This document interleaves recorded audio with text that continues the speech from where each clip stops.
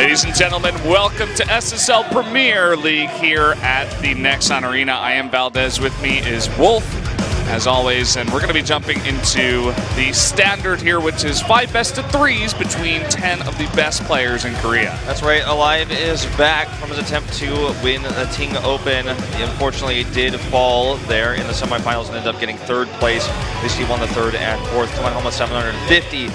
But, you know, against Patience, perhaps he could have one more stay in here. So he's back, though. He is going to be here participating in tonight's matches, so we are going to have the full 5 best-of-3s, as you guys mentioned, and we're going to be keeping pretty short breaks today between the best-of-3s as well, so we're going to be flying through these matches. Non-stop action, 1 best-of-3 after best-of-3 after best-of-3, and the first matchup is going to be SOS versus Stats, which is going to be a fantastic PvP to start things off with. Stats recently winning GSL finals here in Korea, SOS making it pretty close, too, to the semifinals, and definitely a very strong PvP player as well. Yeah, SOS also was the defending finalist from the previous season of GSL where he fell to Byun, which wasn't really a very close finals, but I feel like he's definitely a really strong Protoss versus Protoss player, and again, Stats has showed more matches recently, so there's a lot to study, there's a lot to prepare for, but I expect some mind games going to this one, considering how SOS plays. He took a set win last week off of just hiding an Nexus that Solar never scouted, and it's just sometimes a little bit of weird play, a little bit of unusual strategies and tactics that actually sometimes through skill or luck propel SOS forward.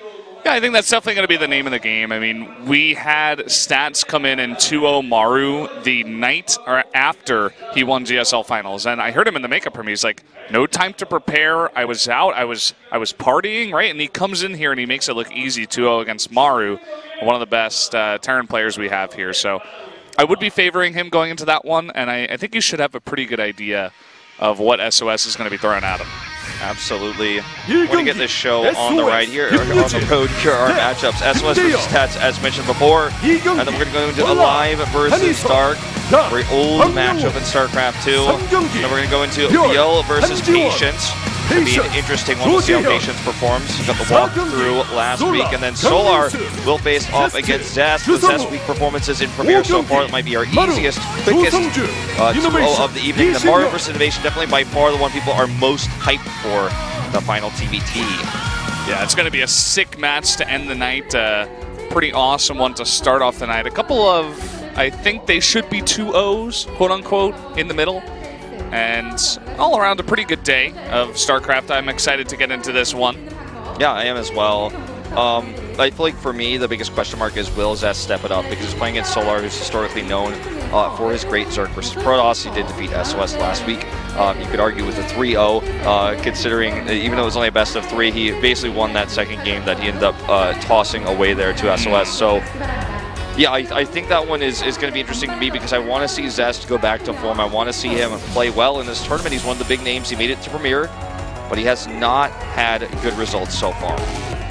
Yeah, and you guys can see some of the stats that we do have here. You see these guys have played against each other a bunch of times. Actually, 5 and 4 in the lead there is Stats for Legacy of the Void, so actually pretty close overall.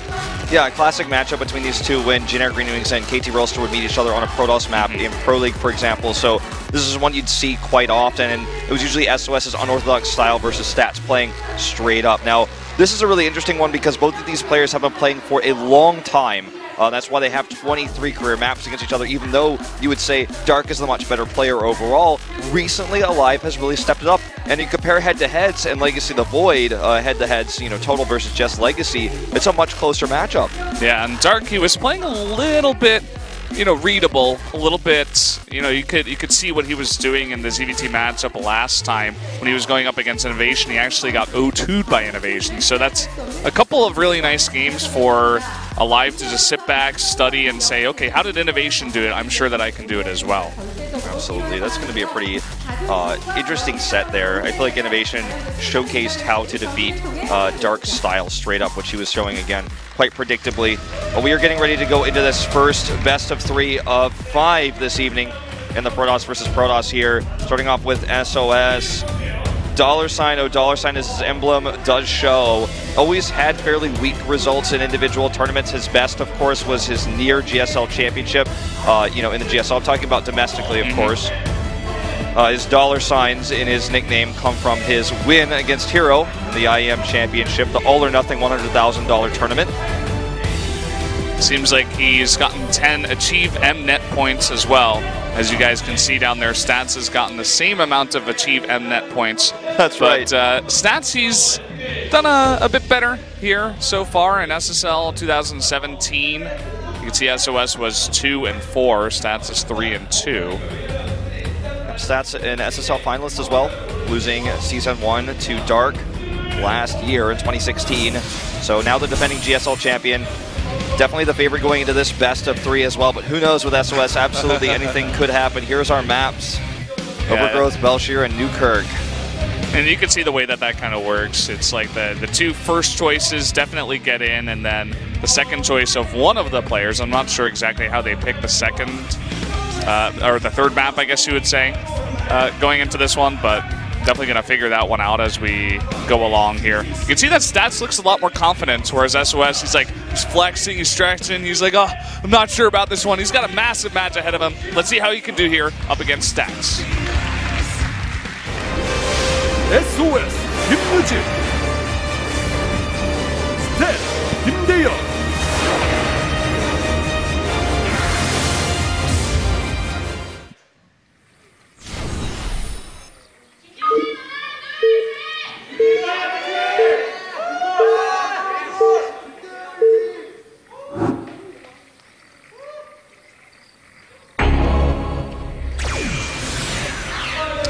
Here we are on Overgrowth, and starting this off down in the bottom left, it is SOS from the Jin Air Green Wings.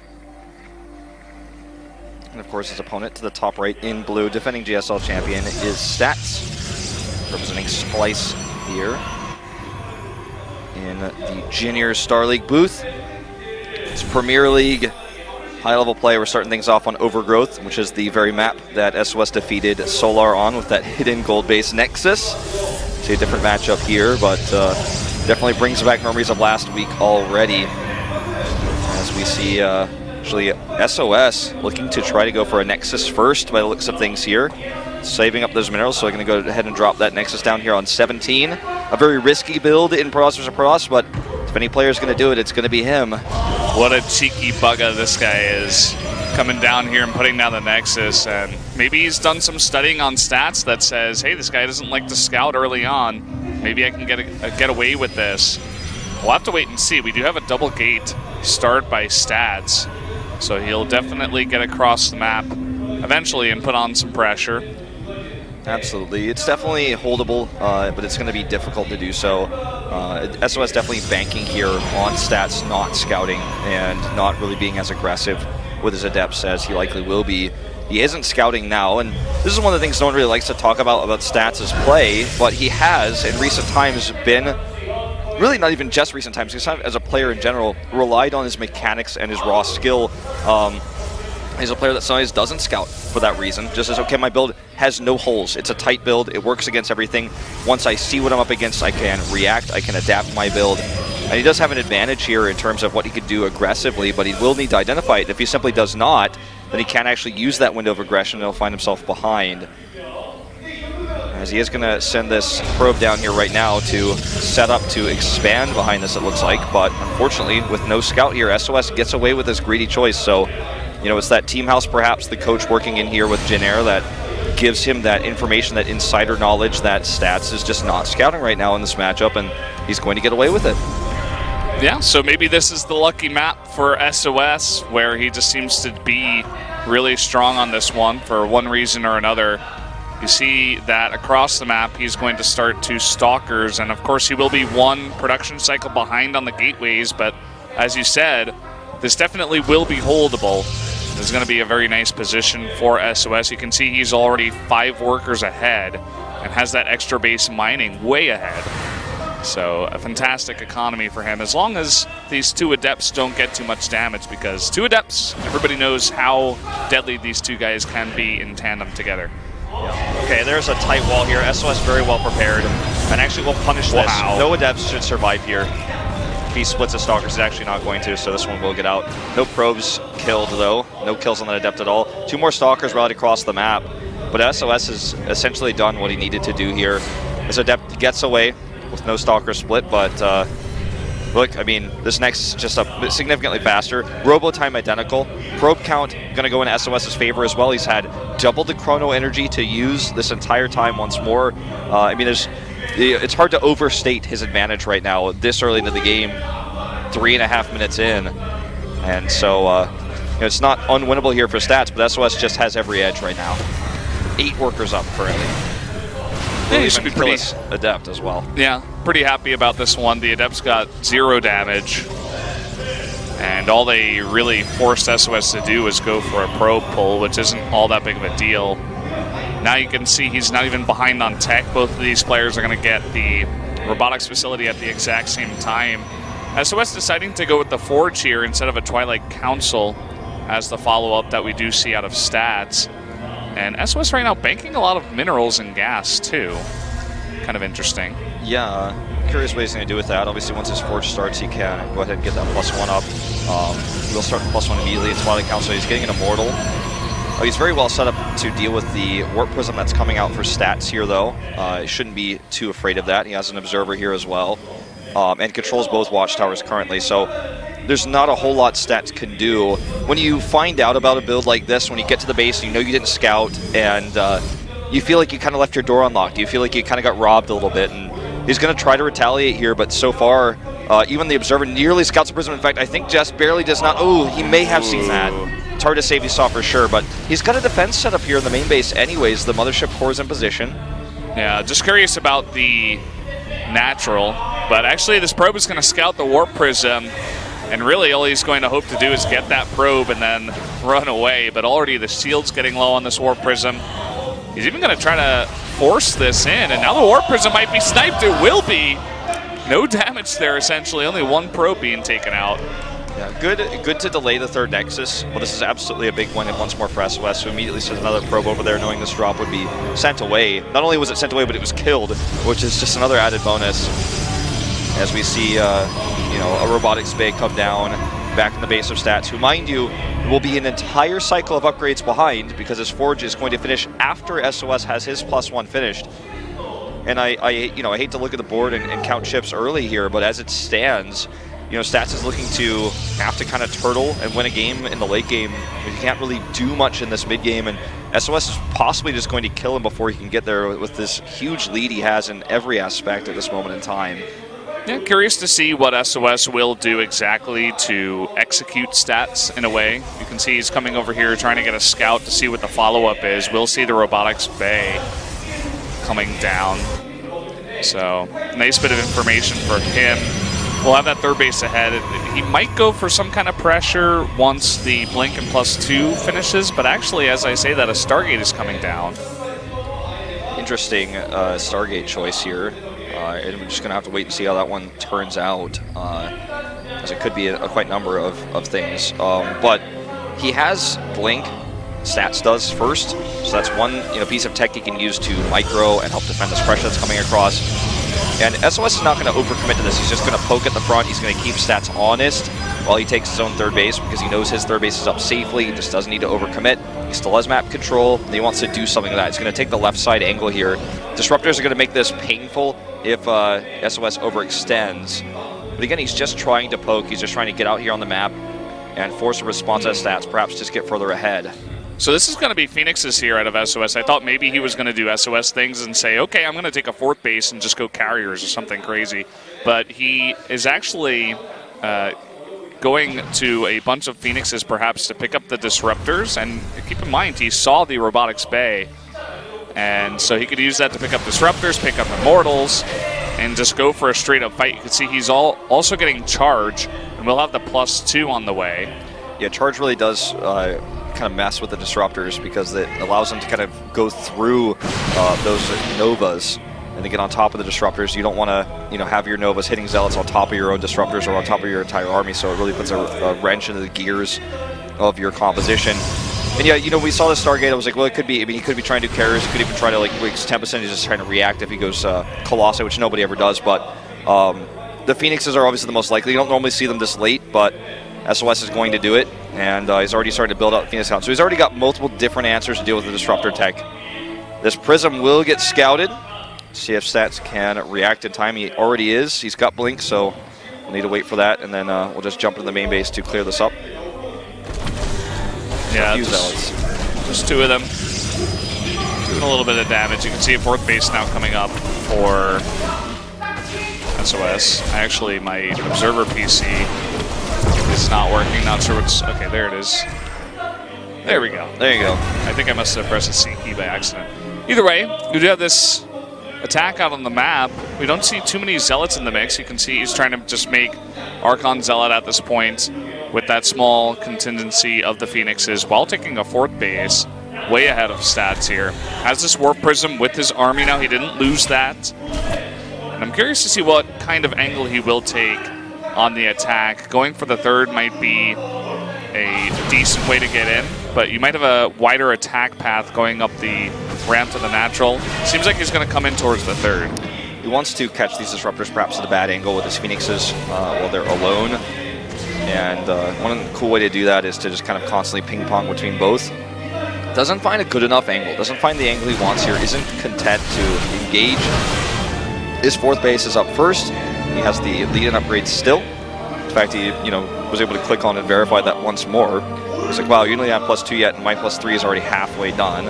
Just finished, but again, he has that huge lead. He still has it, or he will soon, I should say, or even for this small window of time. Okay, moving in here now. Barrier, one of them popped early. You can see that he just wants to max out. He has +3, almost finished. Will he attack before that finishes? He might just do it because he maxed out here. Yeah, with reinforcements, he'll hit it. He's going to just go in here looking for the lifts on these Disruptors. Several lifted up already. The Charge Zealots are inside here, and he's got so many Immortals. The Stalkers blink forward, targeting more of these down. And this looks like a slaughter, Valdez. Looks like it. All the Disruptors were immediately picked up. And all the Archons in the front doing a very nice job against those Adepts. He's going to wait until another warp-in of Zealots comes on in. You can see up in the top right, he's ahead 50 supply, looking to execute Stats here in Game 1. Anyone who's taken basic economics will tell you, man, that early base that he got right at the beginning of the game for free just absolutely just put him massively ahead. I can't even put into words how this game turned out as a result. Feedback's going off here. Well, this is already a done deal. Archon's doing so much extra splash damage here. More from behind. And we're going to see GG any moment here as this game is completely finished at this stage. Gateway's getting unpowered. He's just waiting for reinforcements. Probably a bit surprised that the game is still ongoing. His fourth base isn't even mining currently.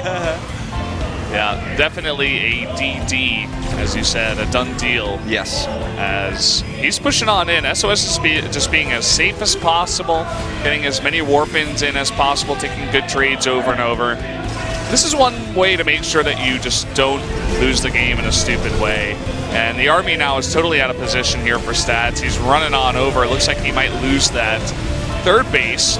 So many Archons have been made. Look at how much more expensive SOS's army is compared to Stats. It's not even just about how double the size it is. It's just a more quality army overall. He still has these Phoenixes, and Stats is trying to make the Disruptors still, which aren't going to work, quite frankly, here. But I think this is actually finally going to be it as he takes to the last fight. GG. SOS. The luck streak on Overgrowth from last week continues here.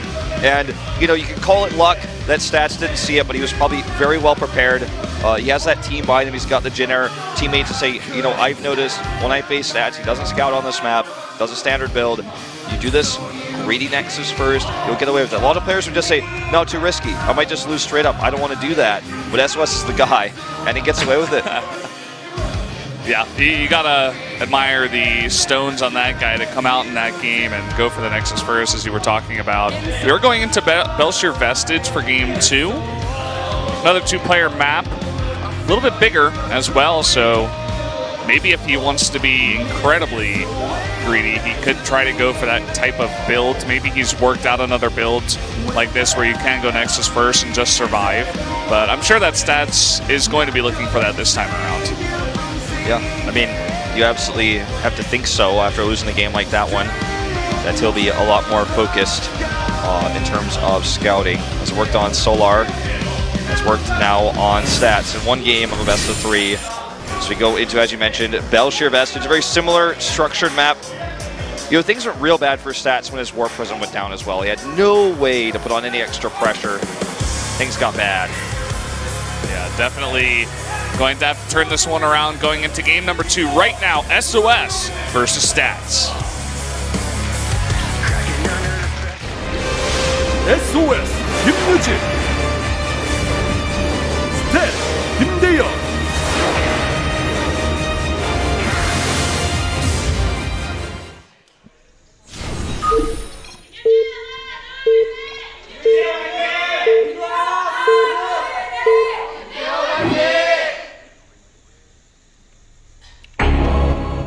Down here on the bottom right, taking that first game off of the recent GSL champion, it is SOS. Went away from defeating his opponent, who spawned oppositely across the map here in blue, Stats. And, you know, it's funny as it is, we say things like, well, after that game, he's certainly going to scout, right? He may just simply not. That may just be his style. And, you know, I mean, obviously it is, right? But he may just stick with his style, I should say. SOS looking to do a more normal build this time. And we're going to see a more standard Protoss versus Protoss. I liked SOS knowing he was ahead enough in economy to make that heavy switch into Phoenixes, because, you know, if you're on even footing against disruptors like that, you might just, it might take you a little bit too long to get the Phoenixes out. You might not be able to afford them with a ground army, but when you're that significantly ahead, you know you're ahead in upgrades. You just take the plunge and pick those disruptors right out of the sky. You remove micro as even any part of the equation. You remove the disruptor shots, which can turn games around. Just ask Neeb. And then you you win the game just with that extra economy, with decision making that comes with it. And I like that SOS is not going for the Nexus first in this game. Just went for the Gambit one time and it paid off. And, well, he's going to go for something different this time. That's an extremely close proxy right behind the natural of Stats. Right under his nose. Mind you, Stats once more does not scout. He's just going to wait for his adepts to do that scouting for him, which is common right now, of course. Remember, this is Stats' style plus just the meta in general. And I wonder if he'll just go an insanely hyper-fast Stargate here, like immediately after core. Gonna make the adepts first. Cancels Warp Gate research, though, to get this out just a little bit faster. There it is. And the probe is coming out, but that's a very late scout. At least he is sending out a probe for the scout, and where exactly is that little guy going to? He's gonna check the more common proxy location, but not the one that SOS has actually chosen. And again, you know, you cannot deny that a lot of the time here for these games for SOS, there's a hint of strategy and there's a large element of luck. And in this game, once more, Stats once more checks the more common proxy location, but is unlucky. And he's not planning on proxying himself. He's just checking. But SOS has a hyper-fast Stargate right next to his base. And that Oracle, when it comes out, is going to be super deadly. Oh, I thought the Stalkers were going to continue chasing. I'm like, well, you got to get back and defend eventually, right? Especially with just Adepts, even if you're just going against that. So, Stalkers coming back. This will be 4 Stalkers. The Adepts do shade in. He wants to force an overcharge. Okay, he forces an overcharge here. Now, this should look pretty suspicious, you know? The Adepts definitely didn't need to commit there. This is scouted. Oh, my God. He's trying to build a gateway in there as well. He can't. He wants to 4-gate Stalker push with the gateway. The gateway doesn't fit in that location. He can't build it. Wait. He just failed to build it. Yeah, you can't build it on the ramp. You can't actually build it that location. All right, no overcharge. Guess what? He needs to use it. He's about to have it, but no overcharge because it was wasted on those Adepts earlier. So now this Oracle gets 6 kills here, and suddenly Satch just looks like he's that pylon in the middle of the map is caught with his pants down. No gateway. Yeah, the pylon got caught with his pants down, and now he saves the Oracle too, which is very important. Especially because, I mean, he was only able to make 1 Oracle, as the Stalkers did find the Stargate. So always having the threat of that Oracle instead of getting like 1 or maybe 2 extra probes is definitely the right choice for SOS. So I like that he backed out. This is greedy, though, you know, adding the Nexus here. We've seen a lot of players defend counterattacks with the Stargate in the main base, right? Make a Void Ray, defend that Stalker counterattack. He's relying on this Oracle alone to draw the Stalkers back. But only one pylon here. A lot of Stalkers moving across the map. This is going to be difficult to hold. And he doesn't have all the Stalkers from the main base, but he's got quite a bit here, and he can bait out this overcharge early. And he's just going to out-micro the small unit count here for SOS. SOS so patient with that overcharge, and finally he does it at what looks like a nearly perfect time as he keeps the pylon alive, starts his second one here. And he's really going to need that second pylon because once the overcharge goes down, Stats can move on in, kill the pylon. Yeah. See, well, it looks like he wants to take out these Adepts first, but actually SOS doing a decent job trading against 3 of the Stalkers. He's just buying more time here to get more energy up, get that second pylon up. Good micro here by SOS. There's the second overcharge in perfect range. He doesn't get the risky pylon just to secure that extra Stalker kill, but still 9 Stalkers on the map. He brought those reinforcements. He doesn't have a gateway, so these are slow warp-ins, but they finish nonetheless. SOS needs more time here. He's using this Oracle here once more out of range of that overcharge. This is basically putting Stats into an all-in position. He needs to win the game right now with these Stalkers. He could have done so much more damage if he was microing that, but as you're saying, this attack from Stats, he needs to focus on this. Oracle does survive, by the way, so he will have that for later, but I don't think I can say the same about this Nexus that's being shelled here by Stats. It will kill the Nexus for certain. Yeah, this puts us into a weird spot here, as it will be a 1 base versus 1 base situation. Stats takes the Stargate back at home, and it's going to be a Twilight Council here for SOS, likely to be Blink, potentially the DTs if he feels that desperate, but the worker count is slightly in SOS's favor. You could argue the army count is going to make it so that Stats will just take a Nexus first anyways, though, which is why this is a really important probe to have out on the map, actually, to go over here and scout. No way. Another pylon over there. He's like, you never killed the Stargate, so if I can sneak out another Oracle, it's worth it to make the pylon. He is going to get Blink, and yeah, I mean, it's already, the Stargate's already built, so this is just going to keep Stats in his base for a long time. And all these Stalkers are actually super aggressive. This is the last thing Stats expects right now is an Oracle coming to his base at full health. Oh my god, he's still not aware of it. He's making 2 Adepts too.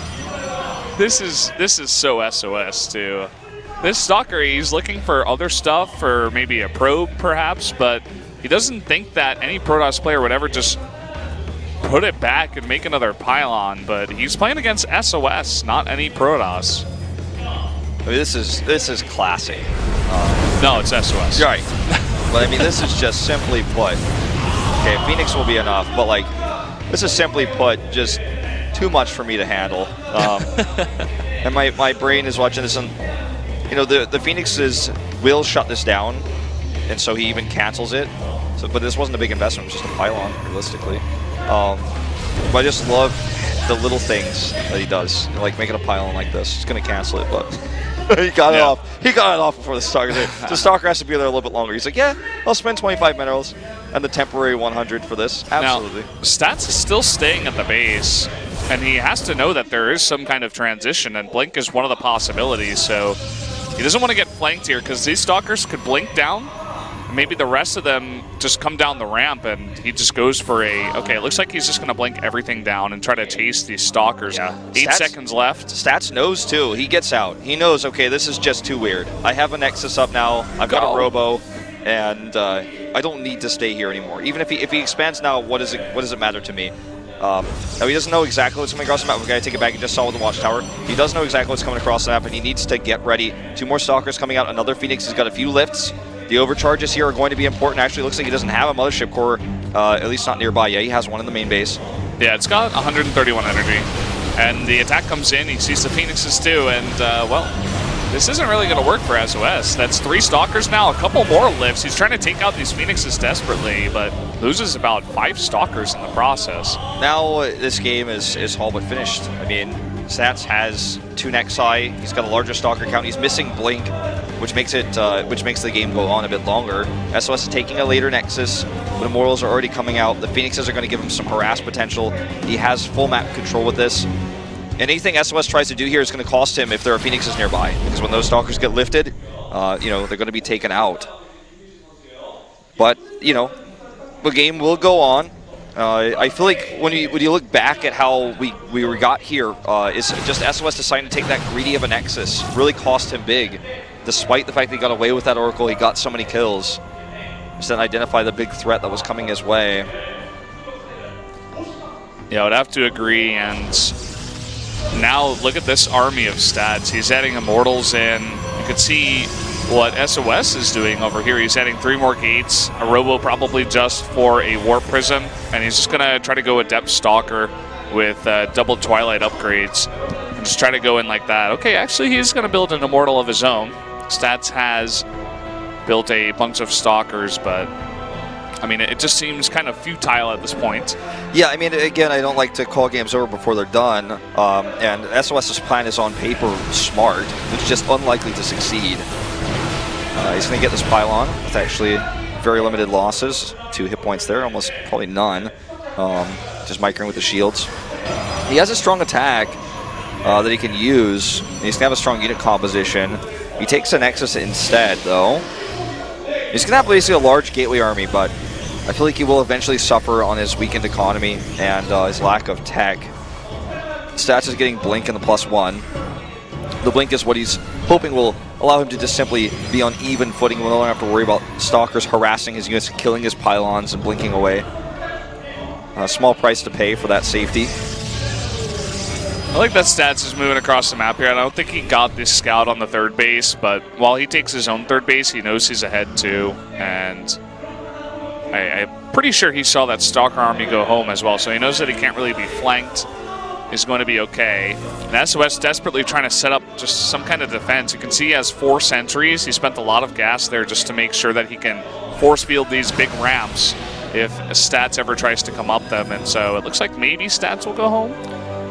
He's definitely giving some consideration to the thought. It's always tough to engage into those sentries, even if you have the larger army. This is why the architecture of this map is really cool. You have these 2 ramps and this high ground that can kind of be controlled by a group of mobile units, force fields, and just 1 pylon, 2 pylons at the top of that ramp. So it's very difficult to attack into, even with the smaller army. SOS hangs on, and now with all those extra gateways, he's catching up in army supply. He's got the glaives. He's got this really large army. He could potentially try to take a fight here. His Prism is going to be trouble, though. Blink is almost done here for Stats. He's about to have +1. Those are huge power spikes for his army here. 6 seconds to go, and SOS is looking for the engage. He's going to try to beat him back to his base. He can try to force field some of these units out. And Stats, a little bit of hesitation too. He goes back. He doesn't want to get force fielded there. Maybe trying to go for a flank as well. Some force fields coming in. Some really good force fields. You can see the Immortals not fighting for the entirety of that fight. He decided to commit here. It was not a good engagement point, but every second that ticks away is in Stats' favor, especially with his Warp Prism harass still ongoing. Decided to commit there. The force fields did make the fight a lot cleaner, but this still ended up being pretty good for Stats with this probe cleanup. And again, still getting kills, just targeting these probes and picking up with the Prism. He's got Disruptor tech now. And that's what I'm worried about here. SOS is going to go for one last fight. Force field's decent here. He blinks to the right side, but this time Stats has 3 Immortals. Yeah, look at that concave too. He gets it much, much earlier. Just more units here for Stats too. Another big warp in will be advantageous here. The big blink underneath that Warp Prism. And that should be the end of this one. GG, Stats ties it up. We're going to a game 3, Valdez. And this has been quite the series already. If you don't expand as SOS did, you could just end up finding yourself economically behind. But he could have perhaps taken a more middle-of-the-road approach, expanded a little bit safer behind that, continue to use the Adept Harass, and keep Stats in the dark. But he took that expand. His control was amazing when he tried to defend his Nexus as well. His patience, as you mentioned, on the overcharge with the Mothership Core, he used at the last second. He used it on the forward pylon as well one time because he knew that there was no way after the shield charge a little bit that Stats could kill it and got another Stalker kill as a result. And he nearly held there. So I can't fault him too much, but that was the turning point absolutely in this game, this previous game. Both these players trading blows. SOS looking quite good in Game 1 and even in the beginning of Game 2. But Stats turning out to be the more solid player, I have to say. In that Game 2. Towards the end, he looked a little bit more solid. But we're going into Newkirk Precinct now for Game number 3. And really anything can happen coming in here. What crazy stuff is SOS going to throw at the solid Protoss of stats? That's what we're going to have to wait to find out here, man. It's a huge map, so many proxy locations, short distance by air. We are going to go into it right now here. Game number 3, SOS versus Stats. SOS 김무진 스탯 김대현.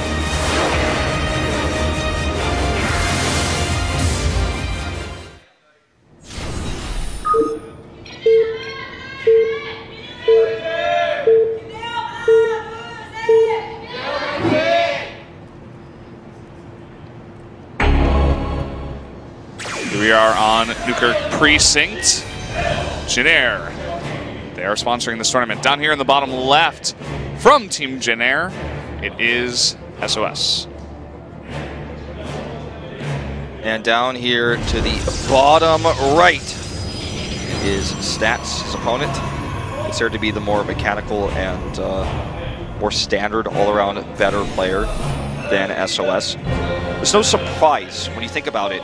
When you take these two players' play styles, SOS is a player that's known for his Pro League play because he does these builds over and over in best of ones where it's difficult to prepare for him. He knows exactly who he's going to play against on a certain map. But you would imagine that eventually the more standard player, the player who plays a more catch-all style, who has great mechanics, will be the champion of a Star League. It took Stats several years, about 10 or so, to actually achieve that. But he has now. But even still, SOS gives him trouble in this best of 3. Both games.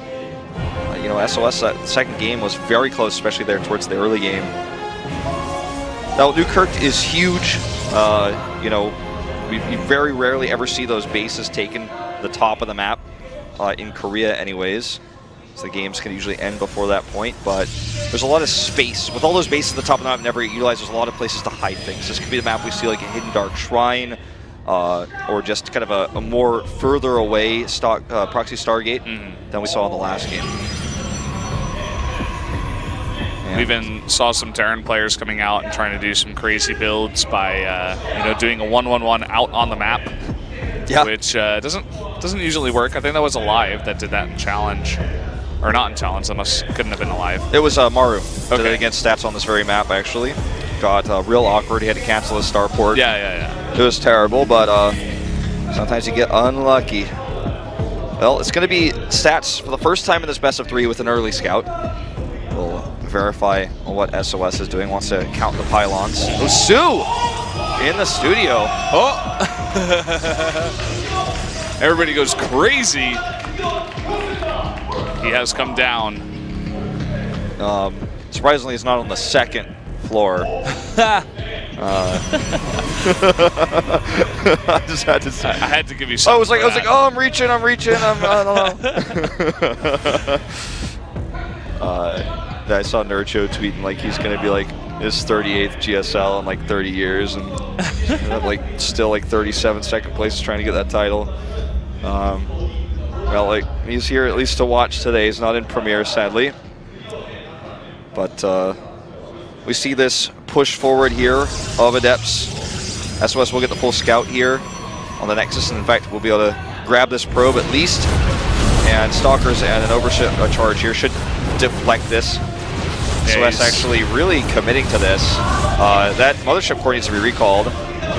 Where's the recall? Okay, there it is. He actually may lose it. Oh, that was on a knife's edge. Just barely able to get that one out. And 2 Adepts and a lot of mothership core health for 3 probes this early on in the game. I feel like it's worth it. But then again, his Nexus is definitely behind that of Stats. Yeah, I mean, the scary thing to keep in mind here too is just that he could have lost it. I mean, that was, as you said, on the razor's edge, on the knife's edge. SOS going to try once more here, but once more deflected. In fact, may lose that right side Adept. Super low. Yep, there it goes. One more shot. Oh, he didn't target the probe. Shades away. I think it's just barely survived, but Mothership core. Oh, he got the Oracle. And look at this. The Oracle's coming on in. Wasn't actually paying attention to what was coming on from the side of SOS. He's going to get 5 kills here. Yeah. Trying to pick up a 6th, but will fly away. Now, we're in a very similar situation to last game because Stats has a Nexus up. He has a solid economy, and he's got a large army. SOS did lose that Adept, by the way. Stats prepared for the Shade and chased it and killed it. I saw it on the minimap. I was getting a little bit too hyped about that, but now he's deflected this Oracle Harass. A lot of overcharge was used, so this next Oracle comes in here. And we should be able to get some before it's pushed away. Look at, there's not that many Stalkers in the main. That one last overcharge that he, at the last second, gets enough energy for will push him out, but another 2 kills and both Oracles do survive. Yeah, the rest of the Stalkers were at the natural. He was expecting perhaps the first one to come back in. He split his Stalkers well, sustained a little bit of damage, but this puts SOS ahead in workers. And both Oracles surviving means that Stalker count, that larger army I was talking about, doesn't matter as much because they have to stay home. They have to defend these worker lines, which means he can really take up to a Robo back at home. I mean, he quite literally has 1 sentry. That's his ground army. His Immortal's going to pop out here in a second, but that's all he needs, and now he's safe just because of the fact these Oracles are alive alone. That fact keeps stats at home. 1 sentry versus 10 Stalkers it was. But as you mentioned, the Immortals coming out on the map. Now there's 2 Oracles flying on in, and there's not enough energy for an overcharge.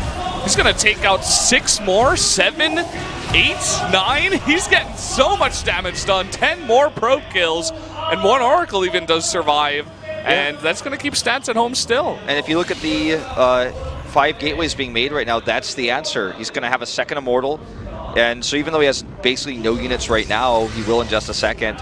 And so this attack is what stats comes across the map with here, but he doesn't have a Prism, doesn't have a Robo completed, he doesn't even have a forward pylon, and even if he did, he wouldn't have a forward gateway. So this should be no problem to hold for SOS.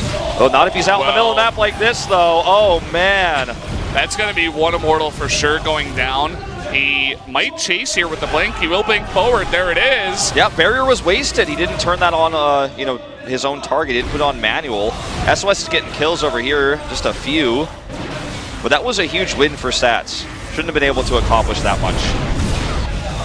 Oh boy, he gets the Prism here. He's coming on in. He has blinked into 3 overcharges, and a big warp in from SOS will keep him in this game. And Dark Shrine here for stats will be the answer, because that attack, I think he got a little bit too aggressive, and now with the depths on the chase. Yeah, he got a bit carried away there. He finally deals with this second Oracle, but he's going to lose these 2 Stalkers to Shades. This is going to be a kill for sure, or a double kill, I should say. Yeah. 1. Oh, he has blink. He gets the blink away. But regardless, you know, can he hold on here? He doesn't even have a forward pylon to overcharge. He has 1 sentry. And the DTs, he's going to try to hold with those, but the Shrine isn't ready yet. There are 18 Adepts on the map. He needs to take a fight here right now before those DTs can get out. And he's trying to force it. Stats trying to kite him here in the base. All the probes pulled into the gas. Using that blink to try to micro around the Nexus. And there is a wall at the top of the ramp, so he's forcing SOS to fight against this ground army at the Nexus here at the natural. Yeah, he's just trying to buy time for those DTs. The Mothership Core cannot be killed, so it eventually gets some energy for another overcharge here. It's on the high ground. He's microing pretty well. He's only lost 4 probes, mind you. The Dark Shrine is finishing now, so he can actually send a, you know, 1 to attack, 1 to defend here kind of situation. Let's see how he decides to play this, as he's finally going to go up there to the top of the ramp. He just types out. Just calls it. That's going to be it. SOS takes a best of 3 against stats, winning it 2-1. Didn't even have enough money, I suppose, there to make the DT. I don't think there were any Oracles left for detection, but... No. He still had the Robo, and I guess stats was like, okay, I mean, he killed everything. It was like 74 supply to 24, and there was enough money, but stats was just like, I guess I lost this one. It was too late. A lot of really cool takeaway things from that game. You know, we looked at SOS just throwing his units into the main base over and over again. But as it turns out, that even with Stalkers to defend, you know, split between 2 bases is a lot more difficult when you don't have overcharge. So yes, those Adepts didn't get very many probe kills. So I could see, you know, the idea of like, oh, is this worth it? Is it worth wasting these, sending them in? But with the follow-up there, with no overcharges or very much less overcharges to deal with the Oracles, if they survive especially, you can see the decision-making there from SOS. It pays off in the end. Yeah, he used to do that all the time too, even against Zerg. He'd just like throw Adepts away, throw units away, trying to get as much damage done to the economy and then follow it up with an attack. It worked tonight, and you really can't fault him for winning that best of 3 there against one of the best Burdosses, if not the best Burdos, in Korea currently. Yep. So before we go into that Alive versus Dark matchup, we are going to be taking a short commercial break, guys. Tell your friends to tune in and get back. It's really going to be a short one, about a minute and a half or so. And when we return, we'll have that TVZ. See you then.